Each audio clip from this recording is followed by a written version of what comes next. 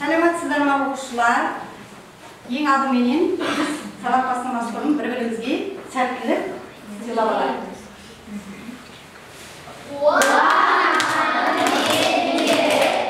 Қуанасың сен де, қуанайық достарым, арайлап күнде.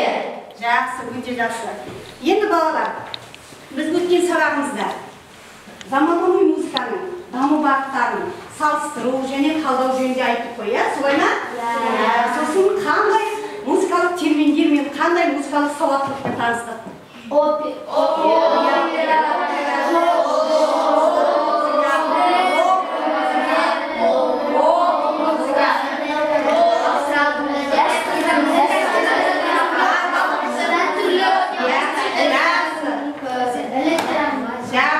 Қалай бағалаймыз бір-бірімізді? Барлық топтар жақсы жауап берді. Олар болатын болса, біз өткен сабақта және де вокалдық рок музыканың аспаптық рок музыкадан айырмашылығы туралы айттық ба? Вокалдық рок музыкада қандай айырмашылық бар керек аспаптық рок музыкадан? Вокал деп отқанымыз әннің несі болады деді? Сөзі, дауысы болады. Ал аспаптық музыкада болады деді бе? Жоқ. Аспаптық музыкада болмайды. Сөз мәтін болмайды дедік. Олай болатын болса, бүгінгі сабағымыздың мақсатының өзі заманауи музыканың даму бағыттарын салыстыру және талдау, заманауи музыкалық аспаптарды дұрыс бояумен аспаптық мүмкіндіктерін айқындау, электрондық домбыра аспаптарының дұрыс бояуын ажырату керек. Енді балалар, біз оқулығымыздың 133-ші бетін ашып қояйық. Біз 3-ші сыныптан бері қарай аспаптар жөнінде таныстық, солай ма? Қандай аспаптар? Тобы бар дедік. Қазақтың ұлттық аспаптар тобы бар дедік. Және бұнда көне аспаптар бар. Біз танитын барлық аспаптар бізге таныс. Одан кейін қандай? Симфониялар құрамына кіретін аспаптар бар дедік. Одан кейін қандай аспаптар мен аспаптар? Бұл сабақта біз қандай аспаптармен таныстық? Электронды аспаптармен таныстық. Олай болатын болса, 133-ші бетті ашып, оқулығымызда мынандай тапсырмалар бар. Бүгінгі сабағымыздың аспабымыздың түрінің өзі қараңдар. Домбыра аспабының жетілдірілген түрі электронды және электрленген немесе домбыра аспабы. Біздің өзіміздің қазақтың ұлттық аспабымыз заманның ағымына қарай осылай етіп жаңартылып өзгертілді. Оқулығымызда мынандай тапсырмалар берілген. Бірінші тапсырманы оқи қояйық. Бірінші тапсырманы ой толы жұмыр қылыш кімнің күйі еді? Біздің Махамбеттің күйі. Жұмыр қылыш күйі Махамбет атамыздың күйі еді. Махамбет кім еді? Күйші.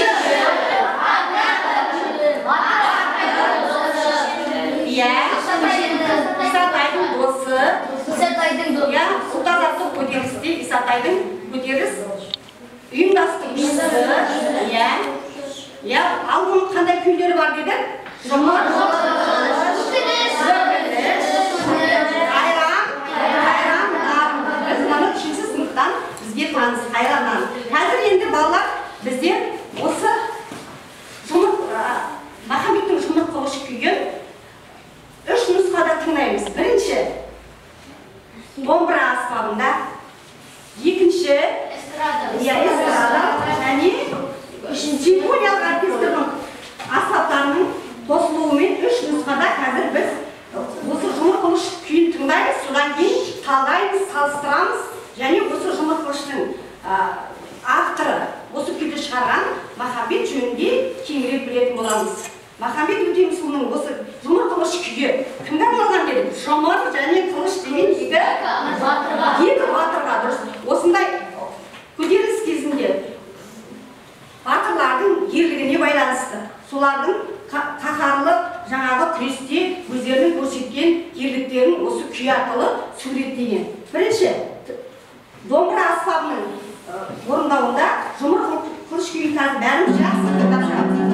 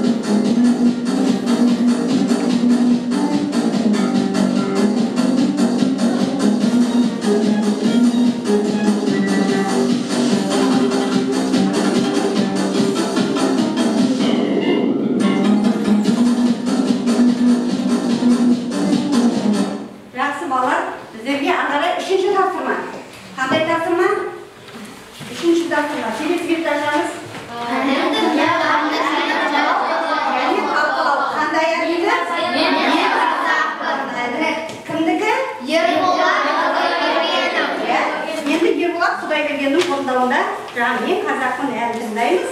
Оның ішінде Алаш тобы және біздер білетін Димаш Құдайбергенұлы да қосылып бірге орындайды. Әнді жақсылап тұрып тыңдаймыз. Кітабымызда мәтіні берілген, мәтінге қарап. Қандай ән? Қандай нұсқа? Рэп? Иә.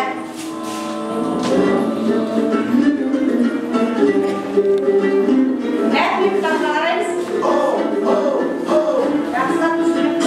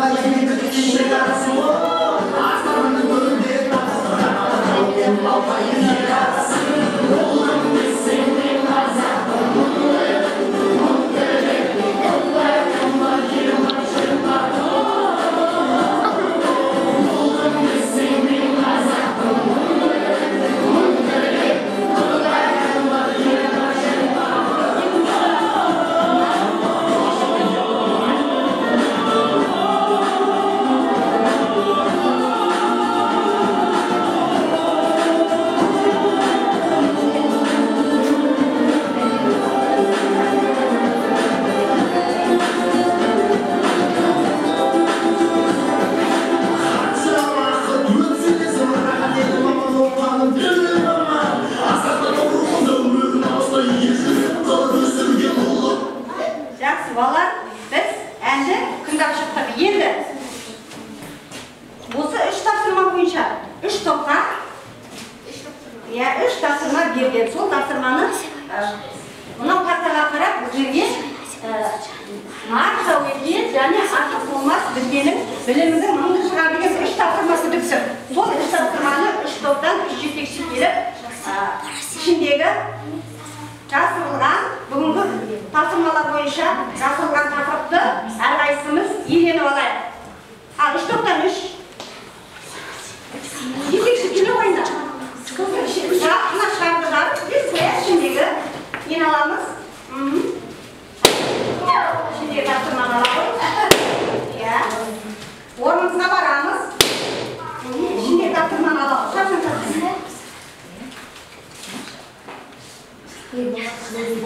Тақырыппен танысайық. Кімге қандай тақырып берді екен? Кімге қандай тақырып берді? Жақсы. Олай басымыз алуға мен сіздерге 3 мынандай тапсырманы постер таратамын. Сіздерге қайсы?